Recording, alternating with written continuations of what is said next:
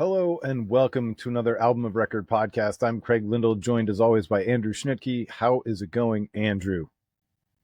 Pretty good, Craig. After all, we're just normal men. We are just normal men. We're just innocent men. There are a bunch of people going to Google that, and other people are going to be like, what are they talking about? And it's all fine. Yeah, especially the listeners, the podcast listeners who aren't watching on YouTube, they're really going to be confused, and that's fine. Google, we're just normal men, and enjoy it. So before we kick off our topic today, you and I are going to talk about it's a TV series. It was a book. It's called How Music Got Free. But before we get there, I went last night and I saw Band of Horses at the House of Blues. It was an awesome show. They played all the songs I wanted to hear. But, I got to pick your brain.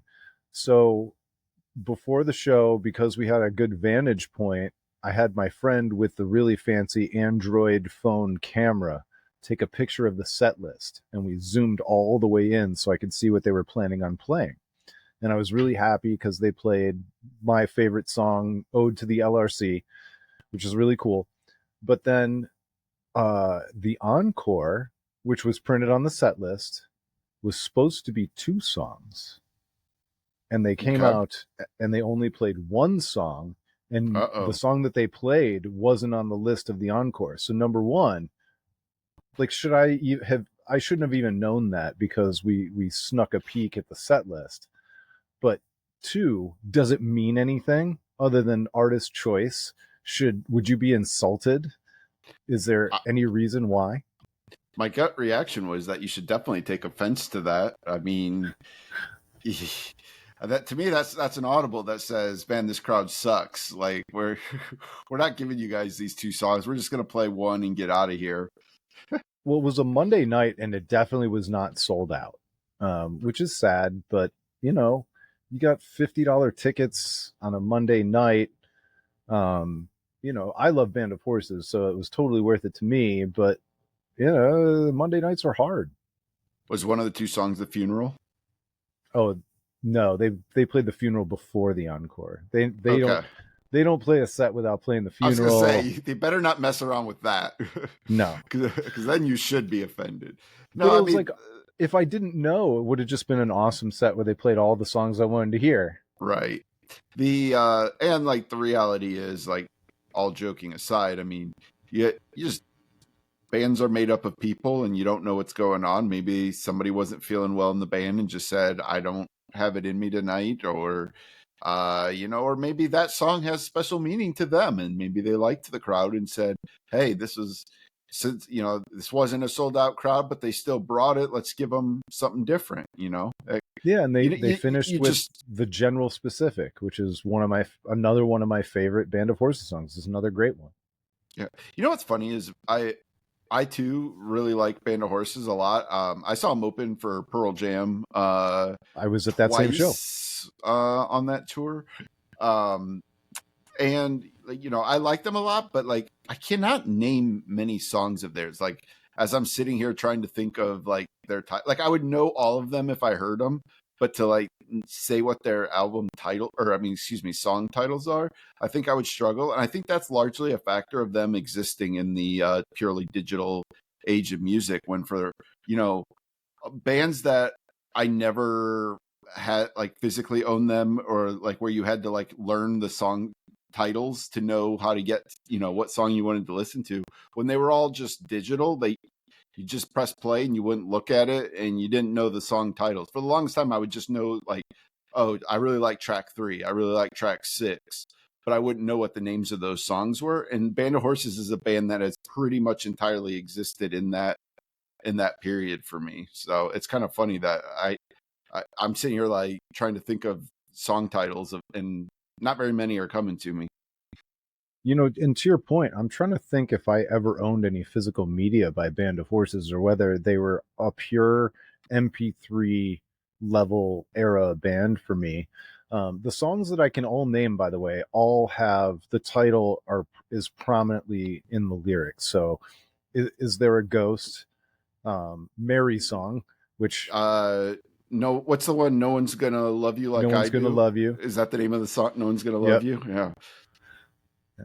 No, I'm with you Uh, though. I Like I definitely had to had. look it up. I had to look up that it was the General Specific that they closed with, and I love I that song though. Yeah, I know I had I actually did have the not the album that had the funeral on it, but the one after.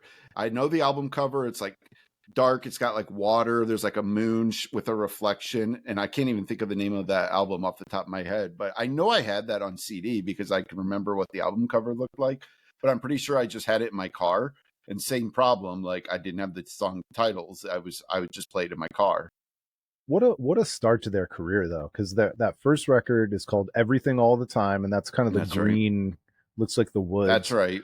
And Yep. then the one with the moon is called Cease to Begin, and that came out so Yes. 2006, 2007, and then a kind of a break before Infinite Arms came out. Yeah. Yeah, I But mean, they're a really good band. I really loved their newest album too, which even that name is escaping me at the moment. But things are great. things are great. That's right. That is the name of it. The interesting Um, thing about Band of Horses is that he admits that he kind of felt like he lost his confidence and lost his mojo because, and this is, you and I are going to relate to this.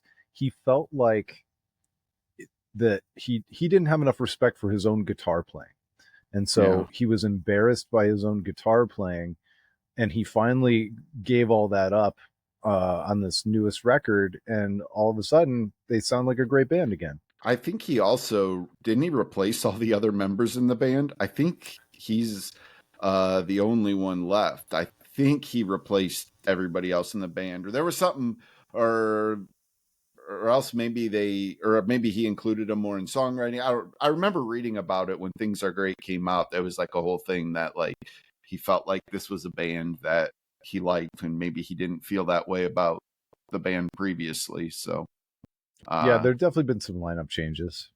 yeah, but but he's an incredible songwriter, and I mean, really great vocalist. I mean, just and he brings it live too. At least he did back in the day when I saw him. They were phenomenal. I loved them when they opened for Pearl Jam. Yeah, and the way he sings at the top of his range for an entire evening, he never Yeah, takes a note off. Yeah, he's absolutely, that's Ben Bridwell, and he's absolutely yeah, incredible. And he was incredible last night too. They're one of these bands. Like I think my love for them is like here, and their like overall talent level is, or not talent level, their overall popularity and not talent level. That's such a misspeak. I'm gonna feel bad about that one. Their overall importance in the culture is less than the importance they are to me. Like I yeah, have a tendency to, we've talked about this before, where we'll fall in love with a band or fall in love with an album, and their importance to us is like an 11 out of 10. And then yeah, you go see them live, or you see a show that they play when they post a clip on Instagram, and it's like dozens of fans, and it just doesn't yeah. compute. They had their moment in the late 2000s where they were I mean a pretty decent sized band. I mean they had relative popularity amongst music fans, but I certainly think that today I think a lot of that has faded. I don't feel like Things Are Great got a lot of attention, outside of the most hardcore music fans who were still kind of curious what they sounded like today and what they were up to. But I definitely agree with that assessment. When, and I don't mean for any of this to sound mean, because I have all kinds of love for all of these bands, but I got into this conversation with a friend of ours at the Cloud Nothings show too, because it wasn't long ago where they were playing the Beachland in Cleveland, and it was really sold out. Like people were falling over themselves to try and find a ticket anywhere. And then they played Mayhall's a couple weeks ago, and I don't think it was sold out in the small club. And that's Wow, not to take a shot at Cloud Nothings. It's just to say, well, for maybe they're just playing here too much. But also, they probably peaked, sure. and they'll, you know, not everybody gets to stay at their peak or continue to grow forever. I think that I think Final Summer was a really well received album, but I think that gap from Life Without Sound to Final Summer. I think those albums just seem to me kind of, I'm not saying for me personally, but just in the way the mid-sized music media, the Pitchfork, Stereo Gums of the world, the way they covered them, those albums seem to kind of run together a bit, and I think they just kind of got taken for granted for a while. And I think when they put some of those albums out, like Black Hole Understands, Last Building Burning, I think a lot of people just were like, oh yeah, this is New Cloud Nothings, it's good, but it just didn't seem to be anything that like really got people talking about them. And so I think some of that momentum, it just naturally fades. When I But think you could say the same thing about Band of Horses. They essentially took 3 albums off when it in terms of like the casual fan, yeah, and you and I are not casual fans for Cloud Nothings. I wouldn't consider myself a casual fan for Band of Horses either, because I really love them. But I also can be honest enough to look at them objectively and say, all right, well, they probably lost some people over the last 2 or 3 records, and maybe they'll never get back to that peak again. yeah, But that's not, again, I never want to come off like I'm trashing anybody. I'm just trying to talk objectively about them. sure. Um, all right, well, that's I guess that's not the main topic of the day. You and I both watched this. I guess it's kind of the miniest of mini series. It was 2 episodes. I think it's done, right? It was only 2 episodes. Yeah, it was just 2 episodes. Yeah, it's like a mini docu-series. Do you want to intro it? Yeah, sure. It was on Paramount Plus, and I did sign up for subscription just to watch this. I had seen the trailer for it, and then it was like right up my alley.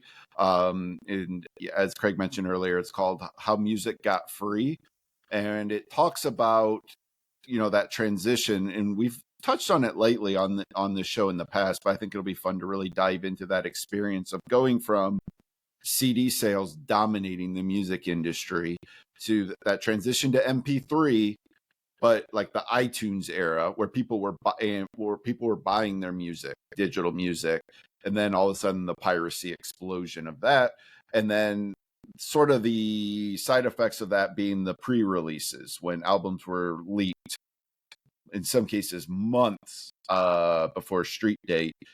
And it looks at, first of all, how that happened, like, which was interesting to me. That was probably the thing I was mostly interested in, was the mechanics of how people were getting their hands on those. But it also then talks about the impact that had on not just the labels, but the artists themselves. And I think that was one aspect. We'll get to this more, but I think that was probably the aspect of this that surprised me the most, that I'd never really considered, is the impact that this had on the artists. You kind of just felt like, well, hey, they already recorded the album. It's done. They turned it in. What do they care if it comes out early? But it did actually have some pretty negative effects on a couple different artists that we'll get into. But just, maybe let's just start with like at the high level and then get into specifics. Just how did you feel about the docuseries at a high level? And you've read the book, is that correct, or are you in the middle of reading it? Or Yeah, I didn't finish the book. okay, The book is, I have not read it at all, so I yeah, the can't add book is anything from the book. super duper duper detailed, and it really gets into the computer science aspect and the person who created the it's not an algorithm, whatever it is, The that compression, the compression I think it is an technology. algorithm, actually, the compression algorithm. Okay.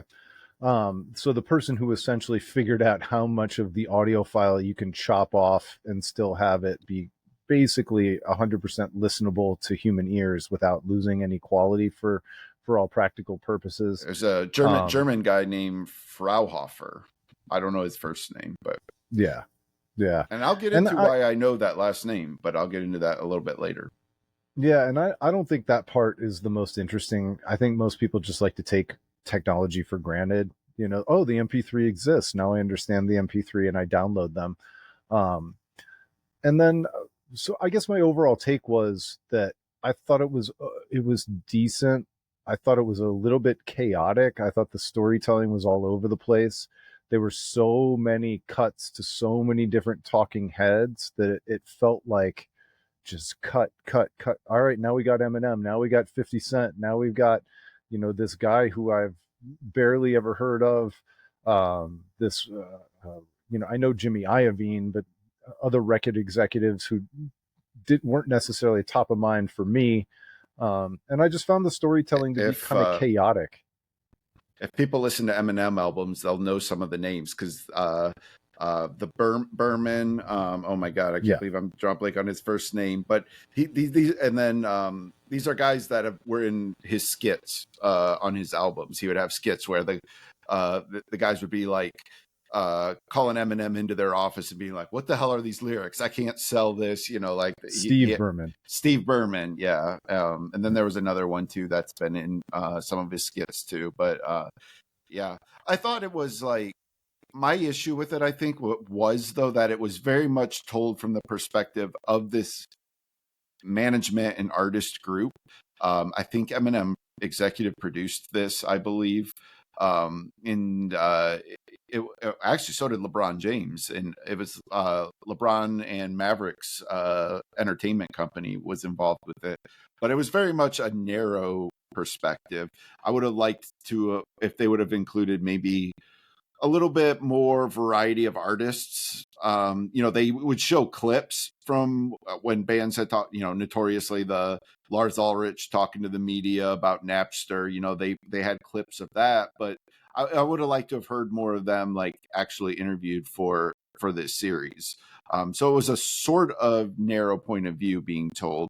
The thing I thought was interesting was that they included, though, some of the actual people that were in the release groups.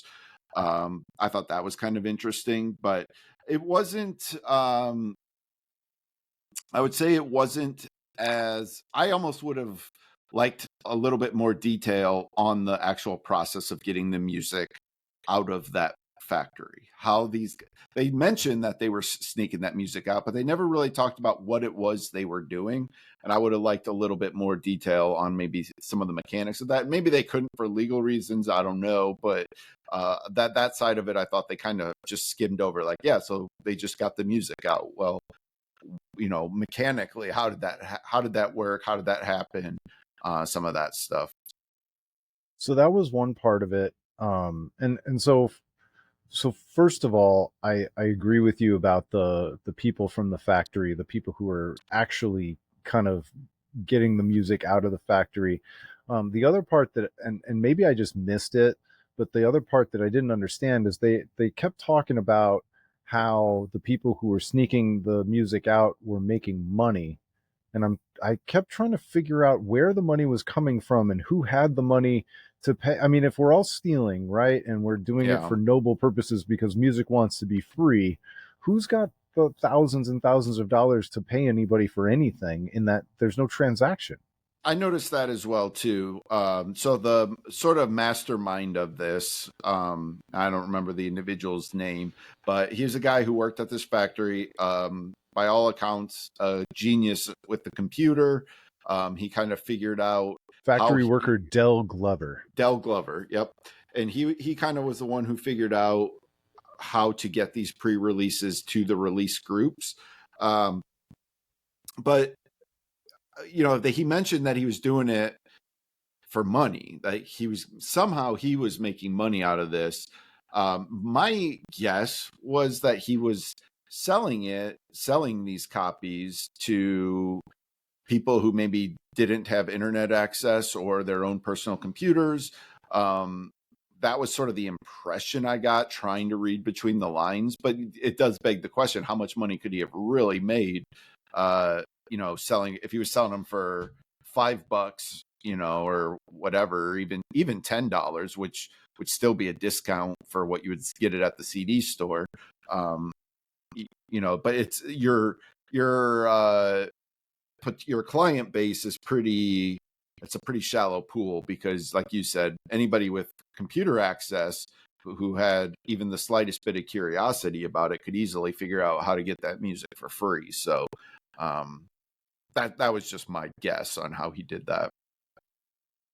So what did you make of the RIAA people? And now that we've got, I don't know, 20 23 years, 25 years of time removed Yeah. from that campaign of suing music fans for having big collections.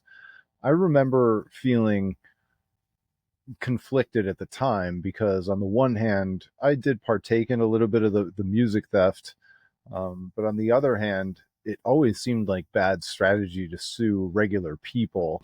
And I didn't understand what the end game was, because you weren't going to scare the internet or the world out of downloading music on the internet. Yeah, And so I just kind of wondered, how do you think about it today? it's a little bit like, cops trying to pull people over for speeding. When you speed, tons of people speed on the highway every single day. They know there's a chance they're going to get caught, but you just figure the odds are mostly against you. And I think people probably had largely that same feeling on this. It was a speeding violation. Everybody does it. There's nothing really that wrong. And if I get caught, I'll pay my speeding ticket and go on with my day. Um, I think as I was watching this, I just kept thinking back to, we talked about Ed Roland's interview with uh, Rick Beato Rick Beato. a couple weeks ago, and I just kept thinking, like, the story that Ed told that stuck with me the most was when he said the first day he went and talked to were they with Capitol or Atlantic Records? He talked to the executive there, and he's like, "Hey, what do you got? What's your guys' plan for this whole digital thing?" And the guy's reaction was just like, that'll pass." And Ed's reaction was just like, "Oh my God, these guys are clueless. They have no," and like, that was in the back of my mind as all this was happening. They didn't know what to do because they just didn't understand what was happening. They had so much power for so long, and it was inconceivable to them that consumers could take the power back by uh, by distributing this music in this wild west that was suddenly everywhere, and that was the internet. The internet was still pretty new when all of this was happening, and there wasn't a lot of regulation, and it was, anonymity was easier than ever back then. Um, and it was just a thriving environment for people to figure out ways to get ahead and take advantage of it.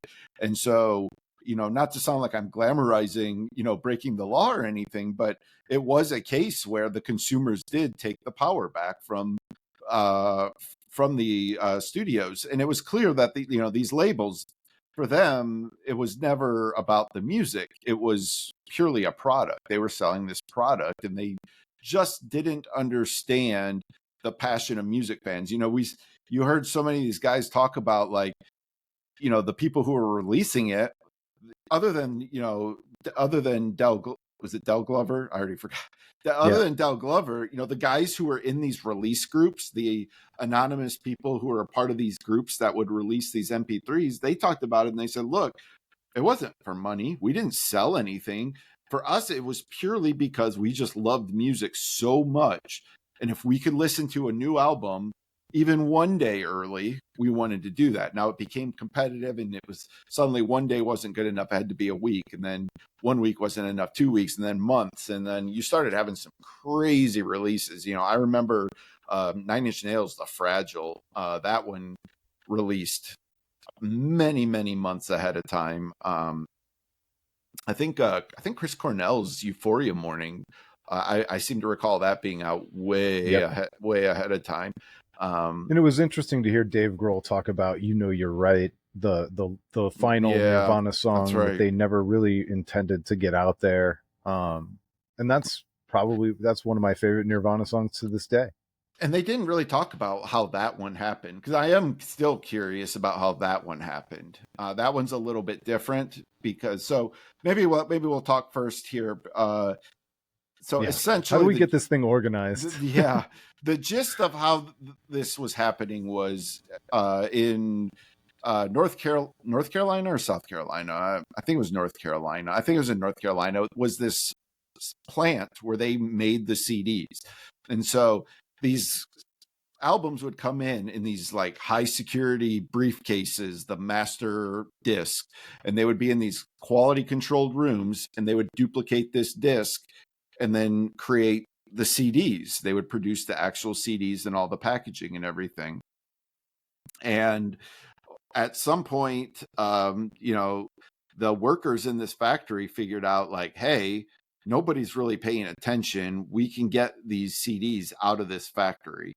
And so once they started doing that, they went home and they figured out then, okay, so now we have a CD. What do we do with it? You can put it in your computer and convert it to WAV files, but WAV files were massive. And especially at that time where internet speeds were still mostly not great if you weren't like on a college campus. Most homes were still using like DSL for their internet connection. The WAV files were just too big. It would take way too long. And that's where the MP3 came into play. It was a compressed media form that made the files small enough that then they could be distributed out through the internet.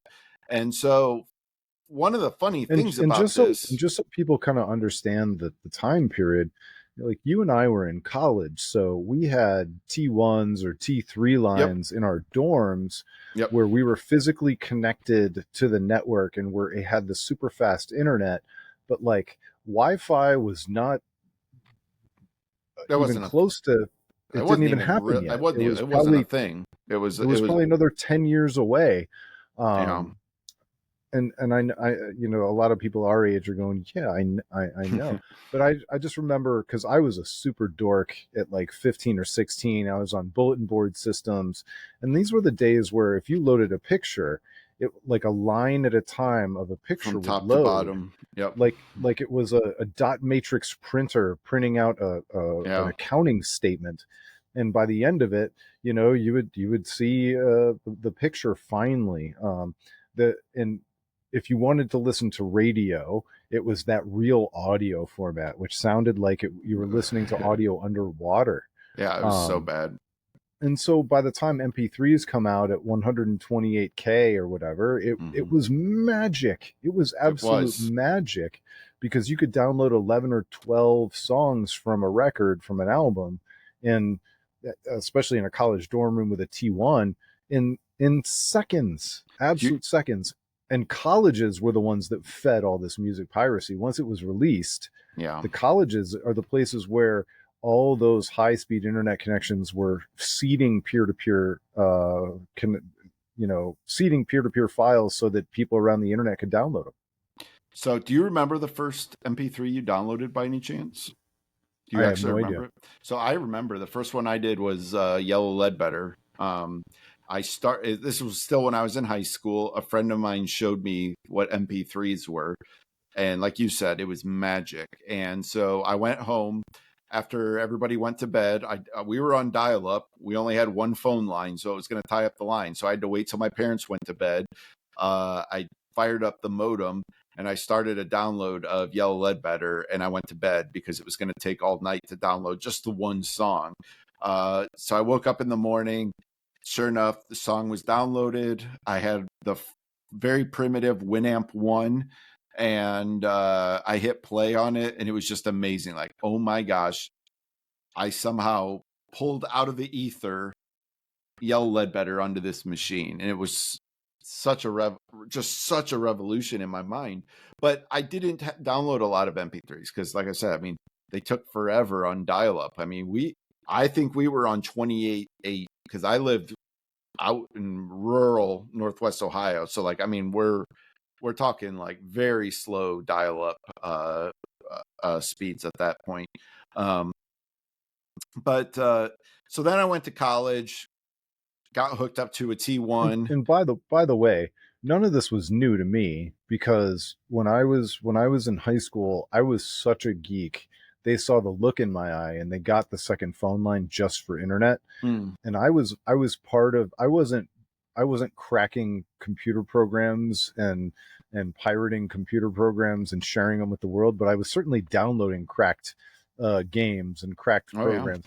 And so I used to leave that dial-up connection all night long, downloading a version of Photoshop that was cracked with a serial number that I didn't have to pay for, or I never paid for a copy of Duke Nukem 3D. I got that for free. And so I was part of that Wares community as a user. And so by the time it turned to music, I was like, well, yeah, it's about time somebody figured out how to crack music.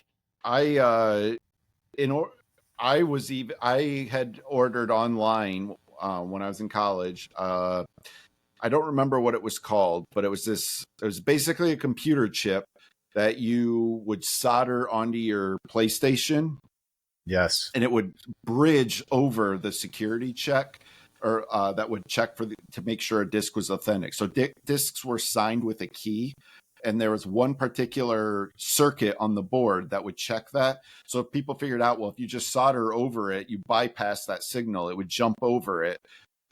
Then you could download actual PlayStation games, burn them to I don't remember if it was CD or DVD, but then you could play it on your It was PlayStation. CDs. You have to download the disc image, and then you Yep, used a CD copier or whatever to commit that disc image to a CD or a DVD. I think it yep. was CDs, but it might have I been DVDs. I bet you it was CD at that time, because I mean this is PS1 I'm talking. So, but so when And I got music was so much easier because you just needed Winamp. exactly.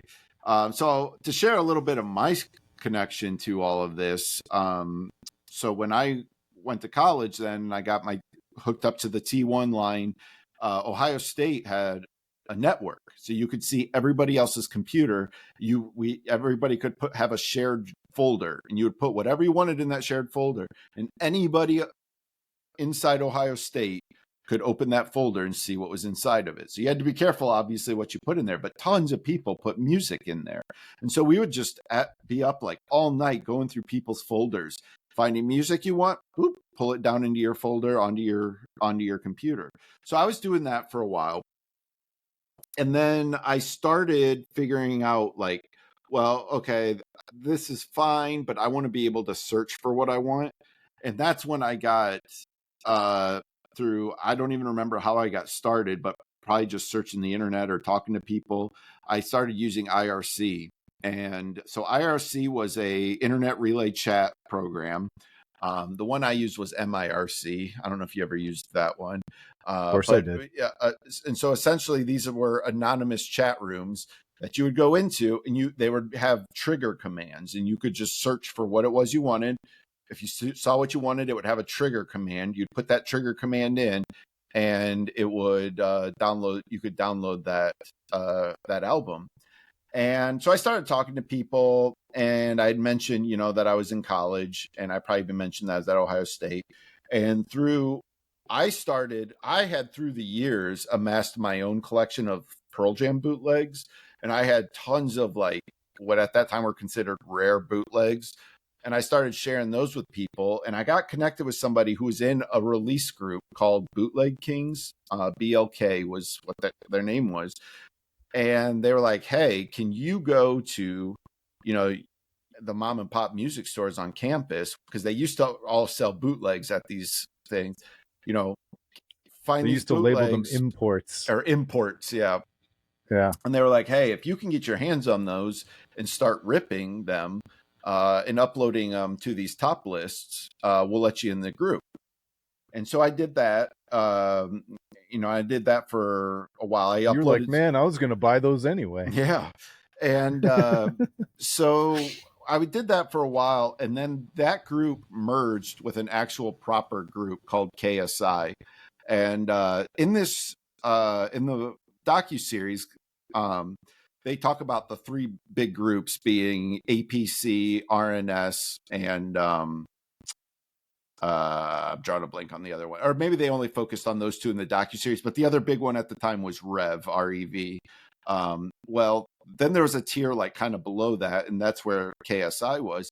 But all these groups would share this information because it was it sounds funny to say this, but they had a code of ethics. And if RNS It's already like had a it's like release, different NBA teams who play under the same collective bargaining agreement. yeah. And so if RNS released an album, we as KSI could not rip it and release it on our servers. And as long as everybody abided by that, we all shared access to these top, what they called on the docuseries, top lists. And I had access to all of them. And these were not peer-to-peer sharing. These were raw FTP access to massive massive databases of just raw MP3 files, and I could download anything I wanted, and I had access to everything. And it was funny because like I wouldn't say I knew them well, but there were people that I talked to that were in these groups that were in here. I didn't know any of the people on the show, but I certainly had chatted with people that, especially in, I think APC was mostly gone by the time I was doing this stuff, but the RNS people were everywhere. I mean, RNS was absolutely massive, and they were everywhere. And so, it was just kind of funny to like see all this, and it really brought me back to that. And I don't say any of this like I don't look back on that with any kind of pride or fondness or anything like that. It was just sort of something that just happened. I sort of just fell into it. But as a music junkie, like I couldn't help myself. Like I just had access to all the music in the world, and I could But download it it with scratched blazing fast multiple speeds. itches. It scratched the music itch, obviously, but it also, I love to tinker and I love to do the computer stuff. And so I always felt like I was working on something. It was a project, and Yeah. I'm working on these peer to peer. I'm installing these peer to peer software packages, but I'm wary of the uploads and giving away too much upload speed, and I'm locking it down because I know that's how I get caught.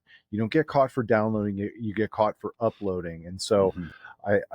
I'm playing with firewall softwares and all kinds of different batch files Mm-hmm. and all the different configuration files to try and protect myself. And I was learning about computers through all this, which was a passion of mine. So it scratched all those itches, and it was a little bit dangerous. Yeah. So I felt like I was doing something dangerous as well. Um, that I didn't, it was hard to even think of it as a black or white, up or down. Is this good or bad? Yeah. Because I was still spending all my free dollars on music. I was still collecting. Yeah. This was a way for me to sample things or listen to things that I was never going to buy anyway. The yeah, for sure. And I think there was a air of superiority as well in these groups that like we certainly viewed our scene as better than the peer-to-peer sharing, the LimeWire, Napsters. We thumbed our nose and looked down on that because those were all the crappy quality. You didn't know people were just using the software that came with their computer to try to do these conversions, or using crappy codecs that they downloaded Or worse yet, they were from somewhere. misnaming things to try and get you to download Yep. something that wasn't real. Yep. Whereas by being in this group, I actually had like an actual like high end music ripping software that used a specific codec, and that codec was the Fraunhofer. And that's how I remembered the name. That was the name of the codec that we used. And I have an old laptop somewhere back here, an old Dell laptop with probably running like Windows XP probably, but it still has that on there. And I had Windows and 98. I had the yeah, and I had the tagging software. So that was the other thing. Like, so when you would do a release, first you would rip it, then you would use this tagging software that would name all It the would go out to the files, CDDB. and it would it would do the proper naming of it, and it would tag it with your group name. So it would put -KSI on every single file. And so even for many years after I stopped doing, so I stopped doing that after my sophomore year when I left the dorms. Once I got an apartment, I didn't have access to it anymore. I didn't have the speeds required to do it, and I sort of lost interest in that scene anyways. Um, but I kept using that software. And so like I would say going well into the early 2010s, maybe, well, certainly, when I would buy a CD in the store, I would always want to rip it to put it on my iPod, on my classic iPod. And so I would use this software that I had from there. So it was like the best quality codec. Everything was tagged properly. I could index everything, and I had like records of what music I had. So we took a lot of pride in that as well. And this stuff may or may not be interesting to the listeners. If you weren't there, you didn't, all of this might not mean anything to you. But I think the point is just, this was not a scene of people who were looking, the the thrill of it was never that it was illegal or that we were doing something wrong. The thrill was the access to the music and the care and the pride we had in like having the best quality music. And that's And also the feeling of collecting. Even digital yeah, collecting felt like collecting. And this lasted way until way after college too, because I remember my first roommate post college was also a programmer. Um, and I can't remember what the automatic CD ripping software was in those days. But this was probably 2003, 2004. He custom programmed a version of that software because it was open source, so that the computer in our family room would just it would rip a CD, tag it with all the stuff from CD database, and yep, then it would spit the drawer back open. And yeah, so, without even looking at a monitor, we were just loading all my CDs into a computer. We ripped yep, two, 3,000 CDs over the course of 6 months yeah. because whenever we were watching TV, we would just, all right, load another disc in. It just became like a factory. We turned our computers into factories, and I remember when Netflix started with back when they were doing the DVD delivery, people were just cycling through, taking the DVDs, just ripping them, and then sending them back and get your next one and rip. I mean, I know people who had books upon books of DVDs that they ripped from But they never even Netflix. watched. Right, because it was never about that. It was just about, like you said, it was just a collection. Like, can I build up this collection? So like that's the perspective from the the listeners and the people that were distributing these. Uh, but I touched on this earlier. What was interesting though was the impact this had on the artists. They talked about this a little bit. There would be, they would have these marketing plans in place. They intended for people to hear things in certain ways, and all of a sudden they ran into this problem where, first of all, it affected the actual process of discovery of hearing excuse me, of hearing this album. It would go against the marketing plan. But then Right, because furthermore, the yeah, because go the ahead. because the marketing plan was a whole schedule where up until the first song comes out, which is a pre-release song, and then there's this media, these billboards or this magazine or these interviews are all set up by publicists and advertising and PR and all this kind of stuff. And then if all of a sudden your lead time, all your promotional lead time, let's say it's 3 months between the release of the first single till the album actually comes out, if that's utterly destroyed and the music is in the wild, you don't even have time to do all the proper promo Yeah. that you planned on doing.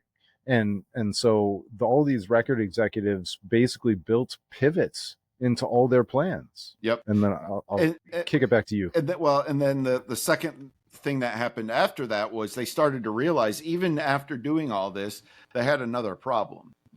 While yes, the most hardcore fans would download the pre-release and then still go to the store on release day and buy it, they were losing what, let's say 20%. It might have even been higher. I don't remember. But 20% of the people who heard it were like, well, now why do I need to buy it? I've got it. Why do I need to buy it? So they started to see these album sales go down. And the problem for the artists is, they had a lot of things in their contracts based on album sales, and what percentage of expenses would be covered based on album sales. And if they weren't hitting their goals, they're not meeting their end of this. Suddenly they're responsible for all the expenses for the record, and it put the artists behind the eight ball.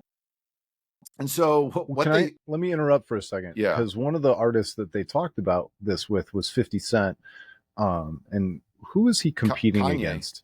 Kanye. So he was competing against It's Kanye, College but the Dropout against I don't remember the name of that 50s album, but yeah. I've got 50 Cent up. So what was it, his second record? I'm not sure. Jack's Law, Home of the Brave, Righteous Kill, Streets of Blood, Dead Man Running. I just can't remember what he was competing against. Yeah, I'm not sure. But the other thing, Get Rich or Die Trying was a blockbuster album and Yeah. had, Into Club and all the stuff. Yep. that everybody loved about 50 Cent.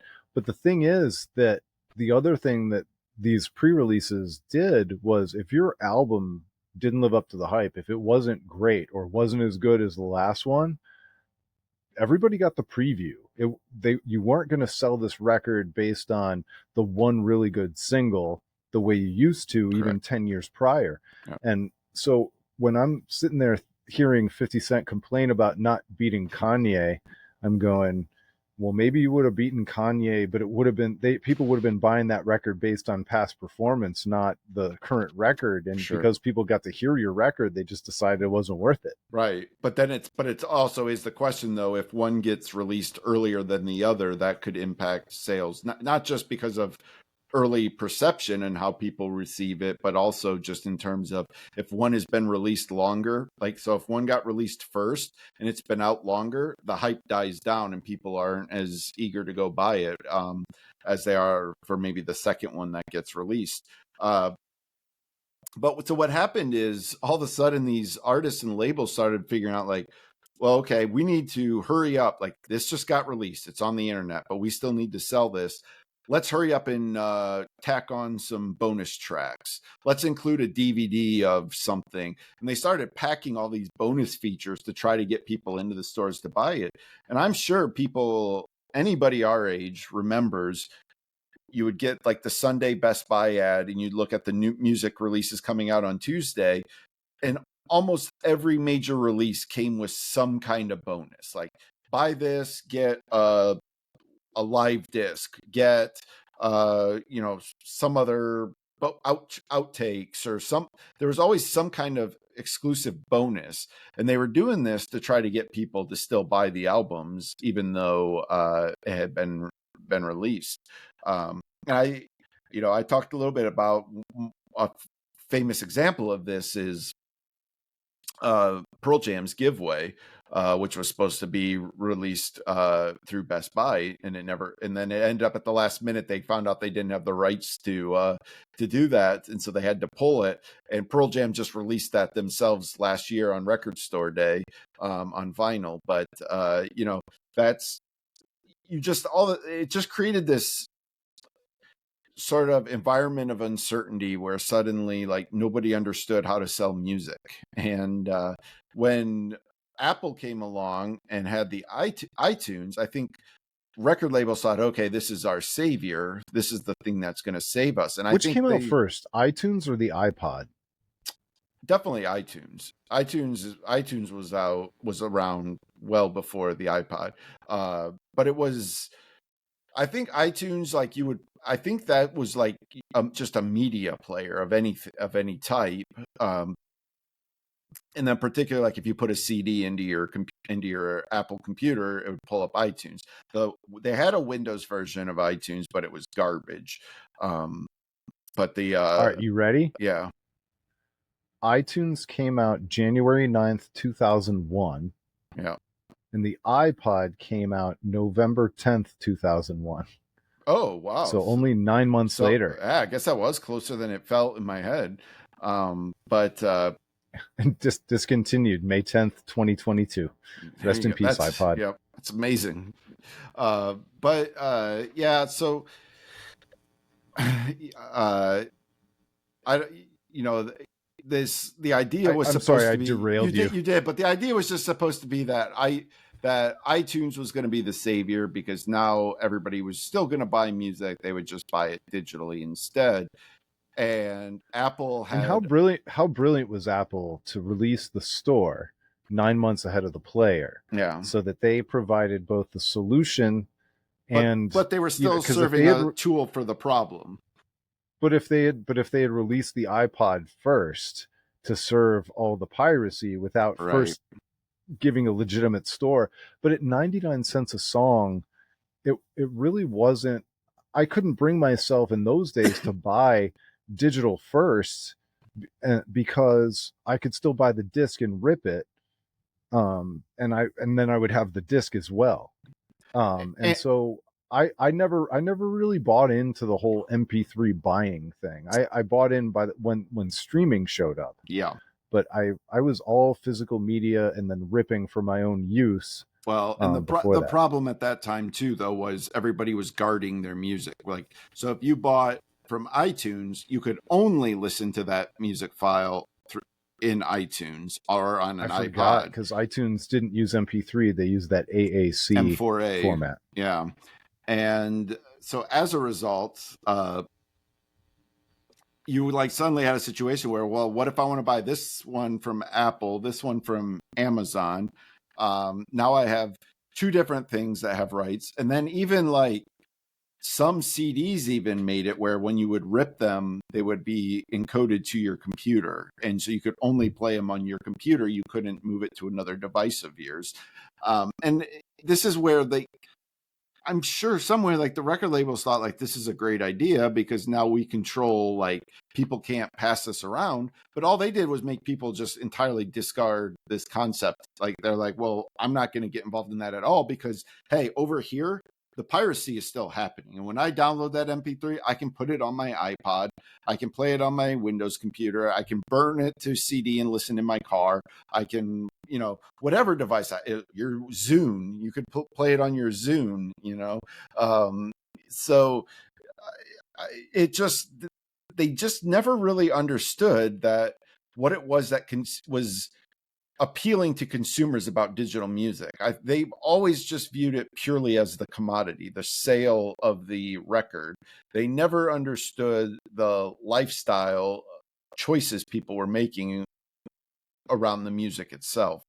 And that disconnect is the reason why I think, music eventually got to where it was. I think if they had been a little bit more empathetic to their consumers and listened to what the consumers were saying, I think there might have been a better solution for the record labels that they could have come up with. But alas, that's not the way it played out. And as a result, piracy just became the way people got their music for a significant period of time. And that's what opened the door then to streaming, because then it was like, look, this isn't great for us to just license our music to be paid for on a subscription basis, but at least people are paying something for the music. At least, we're bringing in some kind of money for this. And so that became just by default the better solution for the record labels. And it's really Well, and I don't ultimately think a lot of us didn't feel sorry for the record labels at all. We loved our favorite artists, but especially those of us who grew up with tapes and then switched to CDs, or maybe our parents had records and then we watched them buy the tape so that they could listen to it in the car. And then now, if you really want to listen, how many times did gigantic music fans buy the same record on multiple formats at full boat every single time? There was no tape trade in, so that you could right. trade in the tape so you could buy the CD. And so they really were their own worst enemy. And just being unsympathetic doesn't mean that people get to commit crimes against you. Sure. But I mean, when we're talking about a wholesale meteoric change to a market due to technology, Mm-hmm. uh, you know, there's gonna be some waves, and there's gonna be some static as we get from point A to point B, and nobody felt bad. Nobody I No. And then having Lars Ulrich as kind of the Yeah. face of that, where then guys like Tom York are opposing that. It's like it's pretty easy to figure out who you like better, Yeah. I and think it's never going to be Jimmy Iovine. the bands, the artists, for the most part, were frustrated by all of this, but I think they never, again, outside of maybe perhaps, some comments by Lars, but I think most artists and bands were always careful to understand, like, this isn't something that our fans are doing to us. This is And Lars wasn't wrong per se. No, he wasn't wrong per se, but it's one of those things. It's like you maybe should have thought a little bit more about how he was going to say it. But Yeah. ultimately, the ultimate irony of it is that in the end, the artists are the ones that got screwed the most to this day, because the record labels have still found a way to make sure they get paid first. So Spotify pays the record labels, and then the labels distribute it to their artists. And so ultimately, at the end of the day, it's the artists who have really taken the brunt of this the most today. And that's the unfortunate thing of all of this, because they're the ones that are creating the most value. I'm sure record labels will dispute that and talk about their distribution models and their visibility that they provide and marketing and promotion, and all that's great, but at the end of the day, the value is the artist. For every 10 records that we help produce, only one Yeah, goes on to be yeah, successful, and it pays for all the rest. yeah. So They pretend like they're drug companies doing research and development, and they're just taking it on the chin yeah, so that we can find one record out of 10 that's great. yeah. I think that, like, ultimately, like rep sort of bringing this back full circle to the docuseries. I think one of the frustrating things about it too was it didn't really have a satisfactory end. It was like I wasn't quite sure at the end, like, what I was supposed to feel about any of this, or what's the takeaway supposed to be. I was really disappointed in the end because I felt like they were like, well, and the ends justify the means. Here we are. Yeah, It was like, this is where we've arrived. yeah. It didn't really like give us something that we should reflect on. I didn't feel like, No. and I think maybe that was sort of a missed opportunity as well. But like, I don't regret my Paramount Plus 1 month of Paramount Plus. I did mostly enjoy it. It was fun to look back and remember some of these things, and sort of the way all of this happened. And it was cool to see behind the scenes some of the high up people who started these groups that I certainly remembered. I remembered all of these release groups. And so, that stuff was interesting to me. But it just left me wanting sort of at the end. I was like, I don't know if I wanted more or if I just wanted more resolution to the docuseries. But it is a fascinating thing, like this journey we've been on in our lifetime of the ways that we've listened to music. As somebody who grew up listening to my parents' records, my dad even had some 8 tracks. I remember listening to a couple 8 tracks. I grew up mostly on cassette, went to CD, then the MP3, the physical, or not physical, the digital music, and then now to streaming. And now here I am coming full circle back to the vinyl. Even I'm sort of back on the vinyl train. So it's been a lot in I'm 44 years old. I'm old, but I'm not that old. But that's been a lot of change and transition, and it was just fun to go on sort of that journey on how this all happened. And like, the thing that's crazy about this too is just how compressed this time period really is, relatively speaking. Like, this change happened so fast that even if the record labels were smarter about it, it was always going to be hard to adapt that quickly to a changing consumer base. So those are kind of my The takeaways from interesting it. thing to me, all the stuff that we did a deep dive on today, I think is interesting, and I think it'll be interesting to some of the people in our audience. But in the timeline of history, Right. nobody's ever going to care about these details. Because it was such a So I think blip. you're right. I think learning about the people who actually executed the stuff in the factory was really cool. Yeah. Um, but my biggest takeaway from this is not really about the material or the show itself. It's in the storytelling style and in the way that we tell stories today. You and I listen to podcasts where love him or hate him, Joe Rogan does 3 hours. Yossi Solek and Bandsplain will do 5 hours on Stone Temple Mm-hmm. Pilots. And so this kind of fast paced, blippy, blip, blip, blip, talking head doesn't make sense to me in the storytelling style of podcasts where people really, focus and let it breathe and have a bigger, longer conversation. I haven't finished the book. I'm sure the book is great, but if I'm going to do one of these things, I almost would rather have it be a 6-parter Yeah. with, like, sit down for a half hour with Eminem, sit down for a half hour with Jimmy Iovine without taking 10 seconds and blip, we're under the next person. I just, it's like, I feel that same way. Part of the reason why I've fallen in love with live music videos on YouTube these days is because when you and I were growing up and MTV would do a live thing from some music festival, they would bring that really fast paced, almost strobe effect camera action cut, and I want a camera sitting in the audience where I can see the whole stage. Maybe occasionally it zooms in on a guitar player for a solo, and maybe occasionally it zooms in on the drummer or the singer, but I don't want this fast blip blip blip blip blip.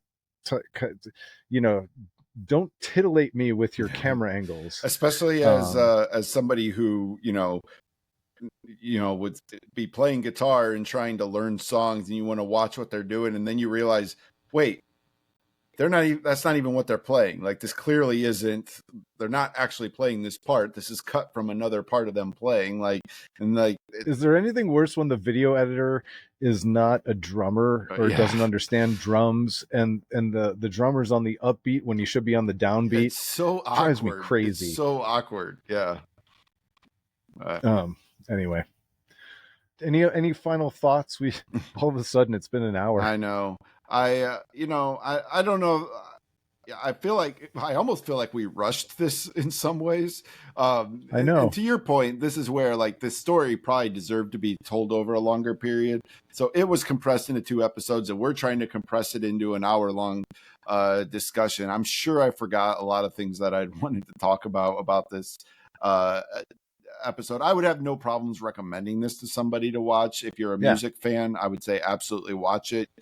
It's a fascinating story, but don't expect to come away with like this like really like strong point of reflection. It's sort of just left like, this is just the story of what happened. Do with it what you will. Yeah, and you're not going to buy their conclusions. You're going to have your own conclusions coming in, Yeah. and you're not. It's very unsatisfying the way they try and tie up all the loose ends at the end. Yeah. But and even they kind of like tried to surprise us with revealing who the person was, who Callie was or Yeah. Kali was. Yeah. The And it was RNS, the like, guy who started RNS, but even that like didn't really like amount to much. Some of the Del Glover stuff about how he got raided, they kind of sort of just like brushed over that. Like, it seemed like that was leading to some kind of crescendo, but then like not much really happened with it. They were jumping all over the place, like with who was getting charged and who wasn't going to get charged with crimes. And it was just that ending was definitely a bit of a jumbled mess, but it's still worth watching because you'll definitely learn a lot of things. And it's fascinating to see the faces of ordinary people who just completely upended the music industry. And there's just something cool. Again, I'm not justifying it, feel about all this how you will, but it's just kind of cool to me. My spirit is with these people, that sort of like had the capacity to just completely upend this industry and change it into what we have today. well, the one thing that I think definitely, they didn't really talk about this, but I think you and I could give it justice, is this: the names could change, and not all these people had to be the people that were going to disrupt the music industry, but in the end, it all feels completely and totally inevitable. Like, this Mm-hmm. was always going to happen. Maybe it could have been different people or different places and different time periods, but it was always going to happen. The CD thing was never going to last forever. And we know this because it's happened to every other industry. Like, every industry has So been what's the next one? disrupted by the internet. The next one, that's an interesting question. I think it's going to be education, Oh, that's a good one. That's a very good one. but Um, I can't substantiate that. No, but I think that's interesting. You know, like we haven't fully landed yet on the news media where that's all going to shake out. I think we're still in the process of that, the dust settling on that one. And so I think, you know, until that fully gets settled, maybe that we won't have the next one, but I don't know. We'll see. Including, I mean, you and I don't really talk. This isn't our wheelhouse on this podcast, but I mean, crazy stuff happening at the Washington Post right now. Yeah, So that absolutely. the Absolutely. churn is alive and well in the news industry. That's for sure. Yep. So, All right. Well, I think we've blathered on enough. I appreciate you all tuning in. We appreciate you listening and watching on YouTube. The best thing that you can do is tell a friend that you actually enjoy this show. Bring more people to the table, and we'll keep talking about music, especially 90s music and kind of the extensions thereof. So appreciate you guys all being here. We'll talk to you next time on the Album of Record podcast.